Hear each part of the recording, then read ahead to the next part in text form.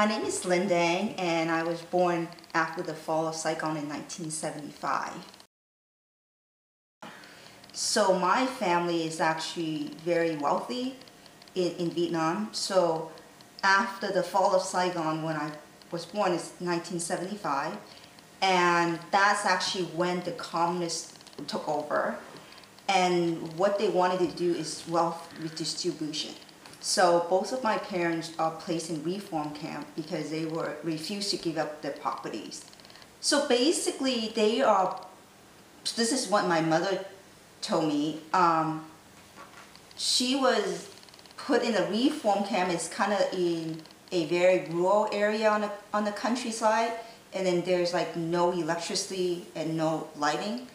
And so she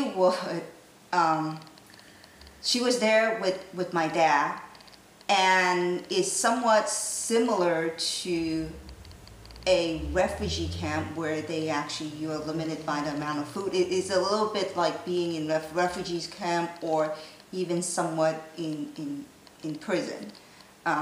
So basically she was pretty scared because she doesn't really know like what would happen to her.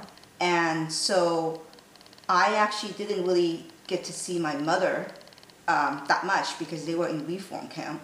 But I was young. I was like, 1 or 2 years old. And then the whole time I was pretty much staying with a nanny, and then there was no milk. Like I wouldn't be able to have my mother milk or even, formula.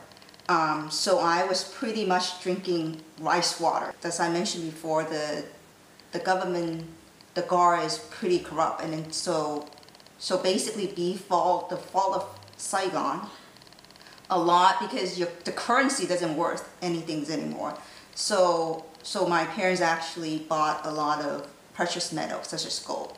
So they were able to bribe their way out. So they actually went back to Saigon, and then so that's kind of where I grew up. And so it's so this whole time we were somewhat in hiding for 10 years.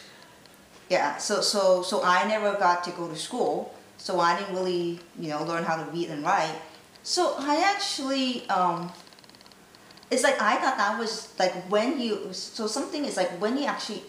grew up in a bad situation, you don't realize that you are really in a bad situation, right? So basically I thought it would be life is normal, and we pretty much I live with my parents, and then I actually have a nanny, and and then so we would I was actually be able to go out, but I never have any friends. so majority of my time is just interacting with my parents, and then I never really have any other children to play with. So I thought that was just the normalcy of growing up. You don't really, I guess, like, if you don't have something, you don't know what it is like to have something.